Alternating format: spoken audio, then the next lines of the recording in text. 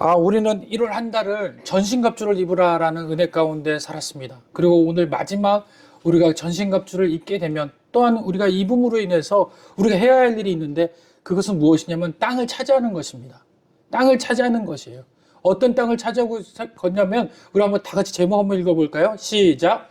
내가 서 있는 그곳이 하나님의 거룩한 땅입니다. 내가 서 있는 곳이 하나님의 거룩한 땅으로 바뀌어야 돼요. 바뀌어야 되는 겁니다.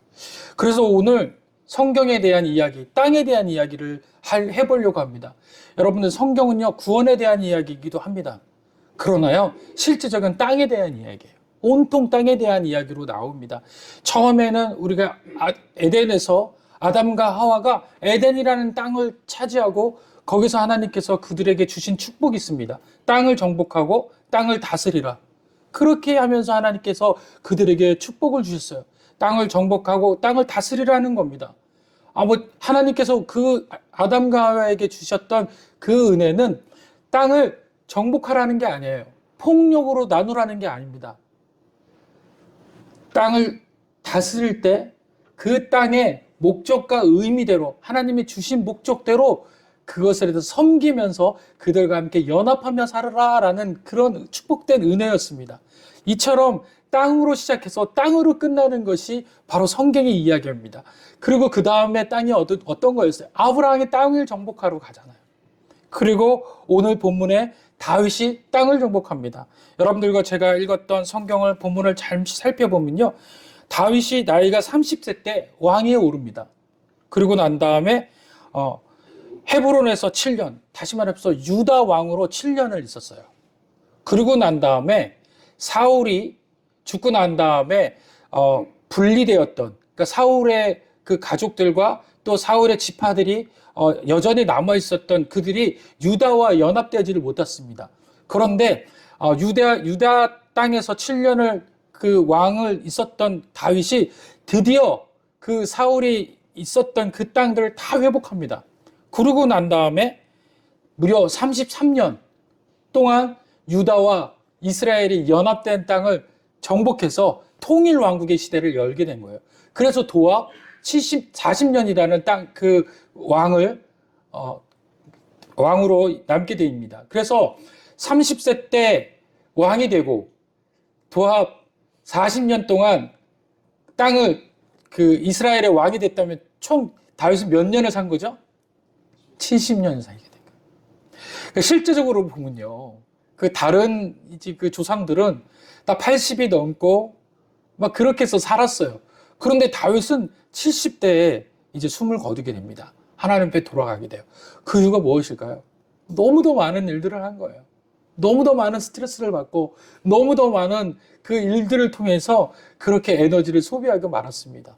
그렇게 에너지를 소비하고 말았지만 그래도 영광스러운 거는 40년 동안 하나님의 놀라우신 은혜를 통해서 땅을 정복했다라는 사실입니다. 그리고 하나님의 놀라우신 은혜를 통해 가지고 이스라엘 전체에 아주 그 강력한 왕, 그리고 전무후무한 왕으로 등극하게 됩니다. 그래서 이스라엘도 지금도 다윗 왕을 최고의 왕으로 생각하고 있는 이유가 바로 거기에 있습니다. 40년 동안 통일해서 너무도 큰 영광 가운데 왕의 시대를 열었던 사람이 바로 다윗이었다라는 것입니다. 그런데 오늘 이 본문의 말씀이 그 과정 가운데 삽입되어 있어요. 굉장한 중요한 역할을 가지고 있습니다. 유다에서 7년, 그리고 이스라엘과 연합해서 33년, 그 중간에 이 사건에 대한 이야기가 넣어져 있는 겁니다. 유다 땅에서 7년을 행할 때 다윗은 유다의 왕이 되기 전에 어떤 일들을 있었을까요? 지난주에 우리가 나눴죠? 다윗이 있었던 그 장소가 어디였습니까? 미드바라라는 광야였어요. 광야에서 하나님의 말씀으로 훈련을 삼게 됩니다. 하나님께서 그 7년 동안 왕자에 있었던 그에게 처음부터 40년이라는 그 시대를 열게 하지 않으시고 7년을 유다 왕으로 있게 하고 그 다음에 점진적으로 왕의 세력들을 또 왕으로서의 그 은혜들을 경험케 하신 이유가 무엇이냐라는 거예요. 그 이유는요, 아직 훈련받지 않았기 때문에 그렇습니다. 아직 그가 그 땅 가운데서 정복되어졌을 때 그 땅에서 하나님의 놀라우신 은혜 가운데 처할 수 있는 완전체가 아니었기 때문에 하나님은 그를 훈련하는 시간이 필요하셨던 거예요.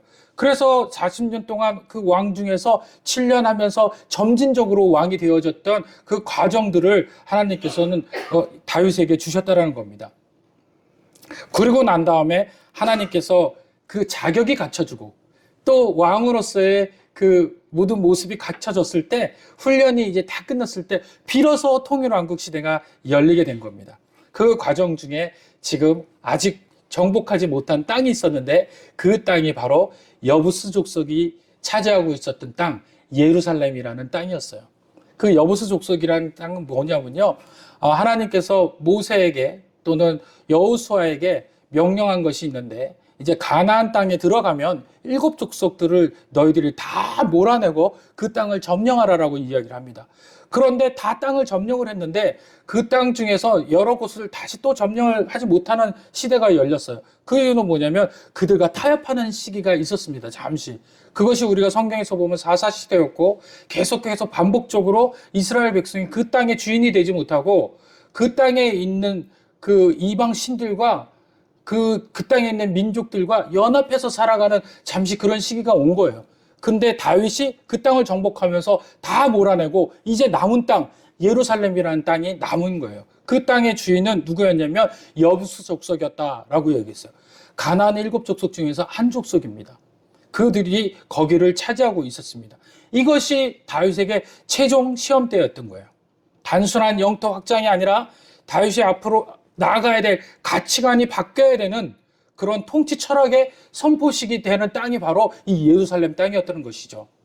다윗이 예루살렘을 치러 올라갈 때 이렇게 여부스 사람들은 다윗에게 조롱합니다. 6절에 보니까 왕과 그의 부하들이 예루살렘으로 가서 그 땅 주민 여부스 사람을 치려하며 그 사람들이 다윗에게 이르되 너는 결코 이리로 들어오지 못하리라. 맹인과 다리 저는 자라도 너를 물리치리라. 이렇게 이야기한 거예요. 여부스 사람들의 이 이야기는 뭐냐면요, 여부스라는 뜻이 뭐냐면 짓밟다라는 뜻이에요. 짓밟다. 여부스 민족이라는 이 민족의 원어적 뜻이 짓밟는 민족. 다시 말하면 조롱하는 민족, 폄하하는 민족. 그런 민족이 바로 이 여부스 민족입니다.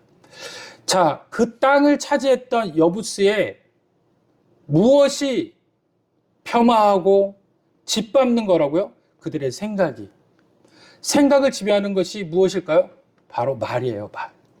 그들의 말은요, 이렇게 짓밟는, 조롱하는 그런 말이었다는 겁니다. 여러분들 본문에는 뭐라고 이야기를 하고 있어요?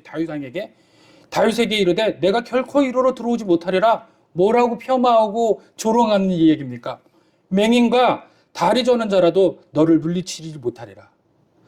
든든한 무엇인가 있어서 다윗에게 이야기합니다. 너 여기 올라올 수 없어. 이 땅 차지할 수 없어. 이 땅은 네가 올라올 때 우리들 중에서 맹인이라도 또 다리 저는 자라도 너를 상대하면 이길 수 있는 그런 자리야. 다시 말하면 이 사람들은 이 자리를 너무도 지금 좋은 위치에 있다라는 것을 알려주고 있어요. 다시 말하면요, 이 예루살렘은 이스라엘 땅에서 가장 높이 위에 있는 지대에 높여 있는 곳이에요. 그러니까 다시 말하면요, 그 위에서 그 지형 하나로만 해도 요새가 되고 누구를 물리칠 수 있는 그런 견고한 자리인 것입니다. 특별히 예루살렘이라는 뜻이 뭐냐면요, 타작 마당이라는 뜻도 있지만 그 땅이 절벽과 같은 돈돈한 단단한 바위로 만들어진 곳이다라는 뜻도 있어요. 그러니까 지금 예루살렘 이 성 자체는 어떤 거예요? 단단한 바위로 둘러싼 성인 거예요. 그나마 남아서 올라갈 수 있는, 공격할 수 있는 곳이 딱 한 곳이 있는데 그것이 어디냐면 다윗이 이야기합니다. 뭐라고 이야기하냐면 8절에 보니까 그날에 다윗이 이르기를 누구든지 여부스 사람을 취하려거든 어디로 간다고요? 물 깃는 데로 올라가서. 그러니까 물 깃는 데로 올라가는 그곳만이 유일한 곳인 거예요. 나머지는 어떤 거예요? 강력하게 사방을 딱 포위하고 있어도 누구든지 올라올 수 없는 곳이에요. 높이에서 있어서 내려다봐서 많은 사람들이 올라오게 되면은 그곳에서 그들이 군사력으로도 압도할 수 있는 겁니다. 그렇습니다. 그러다 보니까 워낙 위치가 좋다 보니까 이들이 기고만장한 거예요. 그리고 이 삶에 대한 모든 것이 여기에서 나오듯 한 번도 정복당하지 못했다라는 자신들의 그런 것 때문에 말과 행동이 완전히 타인을 무시하고 폄하하는 말에 익숙한 사람들인 겁니다. 무엇을 지금 이야기하는 것일까요? 저와 여러분들이 여부스 땅 짓밟는 곳에 있는가라는 거예요. 여전히 세상과 세상 속에서 살면서 우리의 사고와 생각이 어디에 있냐라는 거예요. 여부스 사람과 같이 짓밟는 사람은 어떤 사람입니까? 나의 강력한 무엇인가를 의지하는 사람이 바로 여부스 사람 같은 거예요. 나의 기술적인 능력, 나의 머리, 나의 물질, 나의 여러 가지 자랑, 이것이 만약에 하나님을 대체할 수 있는 것이라면 나도 그곳에 있는 것이라는 겁니다. 여부스 땅에 있는 거예요. 여부스 땅에 있는 사람들은 결코 생각과 말이 다르지 않습니다. 그곳에 있는 사람들의 말은 짓밟는 말이 되고 폄하하는 말이 되고 또 남을 무시하는 말이 되고 자기만 하는 말이 되는 거예요. 여러분들 지금 어디에 서 계세요? 여러분들이 세상 가운데서 하나님보다 세상을 더 의지하십니까? 그렇다면 여러분들도 마찬가지로 여부스 사람이 되는 거예요. 그곳의 위치 때문에, 여러분의 능력 때문에, 여러분들이 가지고 있는 자랑거리 때문에 여러분들의 사고와 모든 생각이 여러분들의 그렇게 말할 수밖에 없는 상태로 몰아가고 있다는 겁니다. 여러분들, 이것은 굉장한 중요한 사건입니다. 다윗이 왜 이 여부스의 땅을 차지하려고 했습니까? 다시 말하면 절대로 무너질 수 없는 그런 세상과의 싸움이 바로 다윗의 싸움이었던 거예요. 다윗은 7년 동안, 그 이전 동안 광야라는 미드바르라는 곳에서 철저하게 언어가 바뀌는 훈련을 했습니다. 미드바르라는 것이 어떤 겁니까? 바로 하나님의 말씀이 임재하는 땅, 다바르가 있는 그곳 하나님과 교제하며 하나님과 동행하는 땅, 그 땅이 바로 광야인 거예요.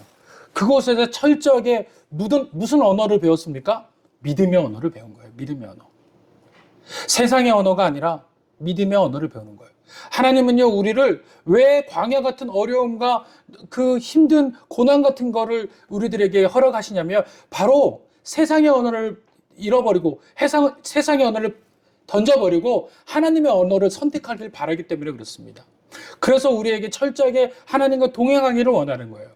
그 동행의 언어를 배울 때, 믿음의 언어를 배울 때 우리의 사고와 생각과 이 말이 바뀌게 되는 거예요. 세상의 어려움들을 보더라도 우리는 그 세상의 어려움이 우리를 침몰시키지 못합니다. 왜냐하면 우리는 이미 다바르의 언어를 우리를 채웠기 때문에 그래요. 그래서 우리의 언어는 어려움들이 있을 때도 여전히 우리의 말은 믿음의 언어를 사용하는 거예요. 아무리 어려울지라도 하나님께서 함께 하실 거야. 아무리 힘든 일이 있었더라도 하나님께서 지켜주실 거야. 해결해 주실 거야. 그때마다 세상적인 언어로 가는 것이 아니라, 세상의 능력으로 가는 것이 아니라, 세상의 환경으로 가는 것이 아니라 하나님의 말씀으로 돌아간다는 것입니다.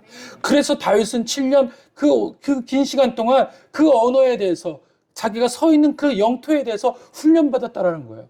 그래서 오늘 이 여부스 족속 예루살렘 성을 치러 갈 때 세상적인 언어로 생각하지 않습니다. 세상적 방법을 생각하지 않습니다. 두려워하지 않는다라는 거예요.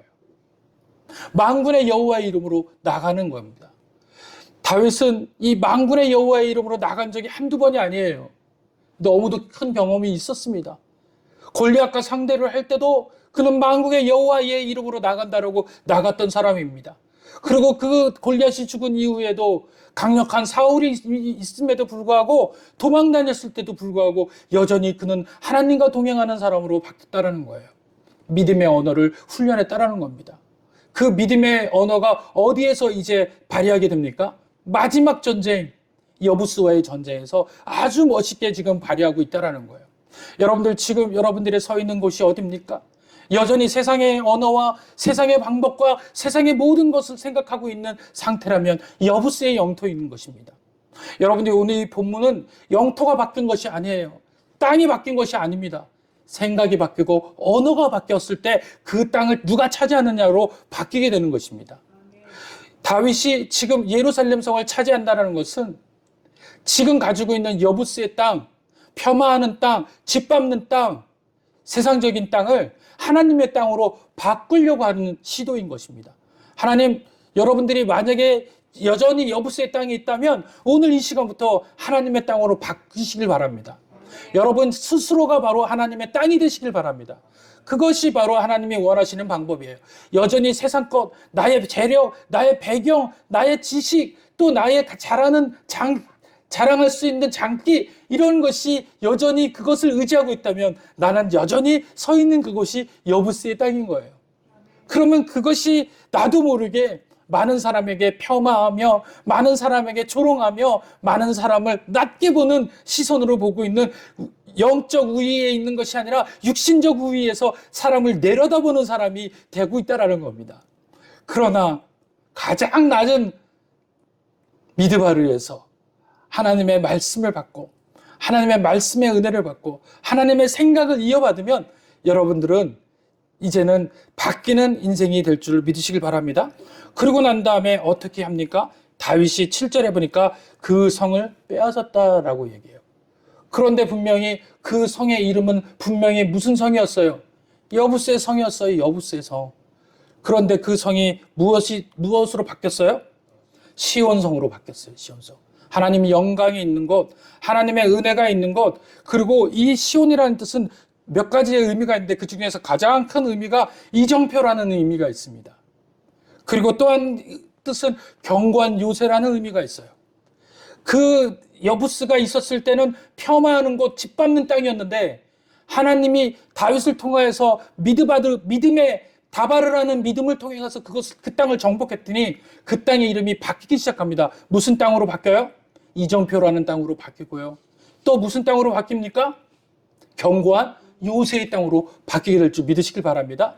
여러분들이 서 있는 세상적인 그 땅이 하나님과 연합하고 하나님의 말씀이 들어오고 믿음으로 바뀔 때 여러분들은 거기에다가 이정표를 세우게 됩니다. 내가 바뀐 날, 내가 세상 사람에서 하나님의 사람으로 바뀌는 시간이라고 여러분들 거기에다가 이정표를 세우게 되는 거예요. 그리고 난 다음에 그곳을 이름을 뭐라고 이야기합니까? 여부스가 아닌 시온이다라고 이름을 바꾸게 될 줄 믿으시길 바랍니다. 여러분들의 인생이 시온으로 바뀌길 원합니다. 여러분들의 인생이 견고한 요새가 되길 원합니다. 할렐루야. 여러분들이 어떤 어려움들이 온더라도 여러분들이 하나님이 지켜주시는 진정한 견고한 요새가 되면 여러분들의 인생은 두려운 인생이 되지 않아요. 왜 그렇습니까? 말씀 10절에 보니까 만군의 하나님 여호와께서 함께 계시니 다윗이 점점 강성하여지기 때문에 그렇습니다. 할렐루야.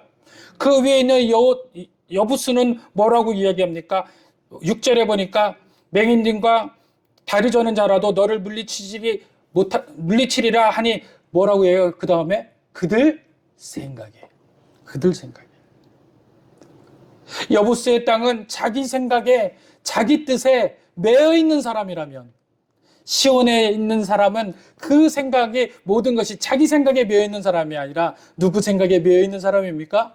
하나님 생각에 매여 있는 사람이 되더라는 거예요. 할렐루야.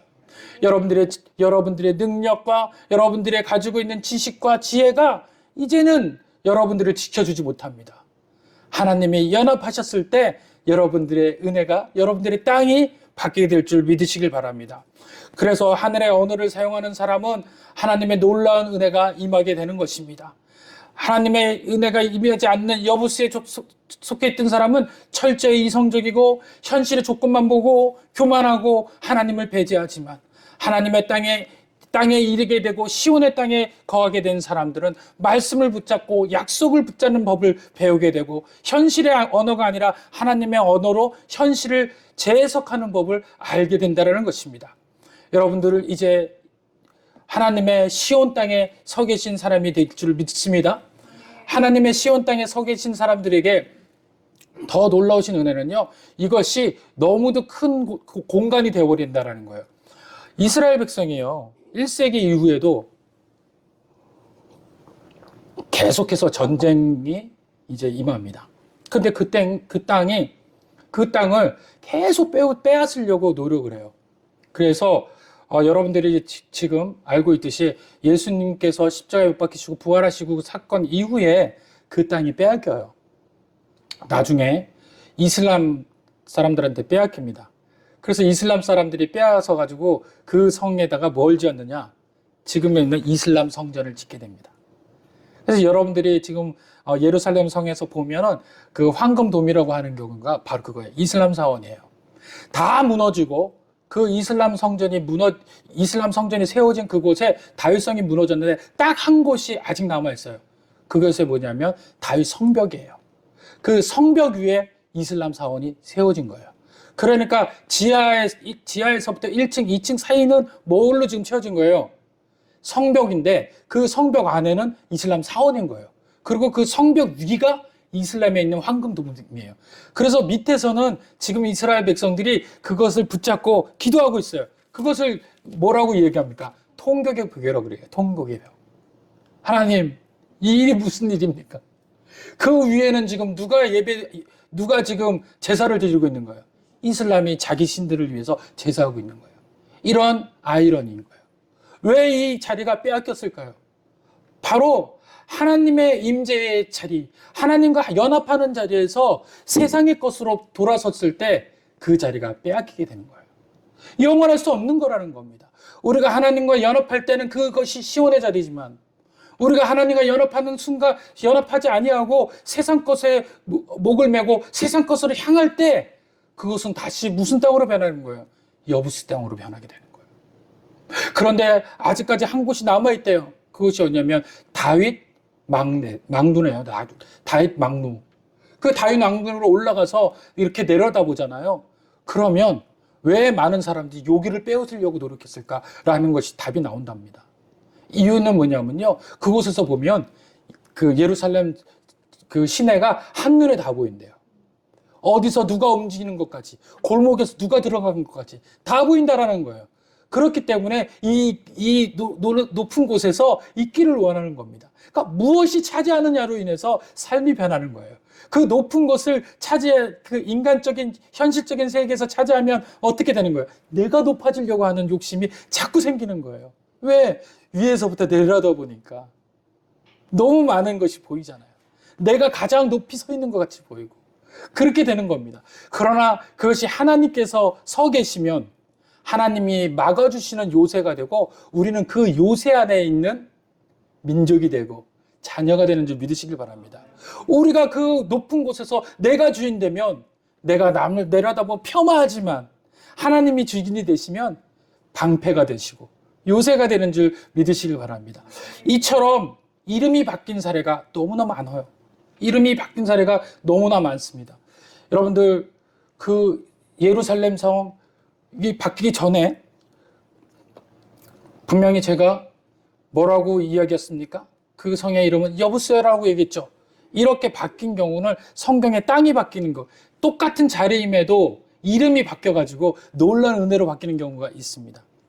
야곱이 가다가 삼촌을 만나러 가는데 어떤 땅에 머뭅니다. 그 땅에서 하나님을 만나는데 그 땅의 이름이 무엇이죠? 바로 베델이라는 땅이에요. 근데 그 땅이 베델이 원래는 땅이 무슨 땅이었냐면 루스라는 땅이에요. 원래 이름은. 그 베델이라는 지명이 루스였어요.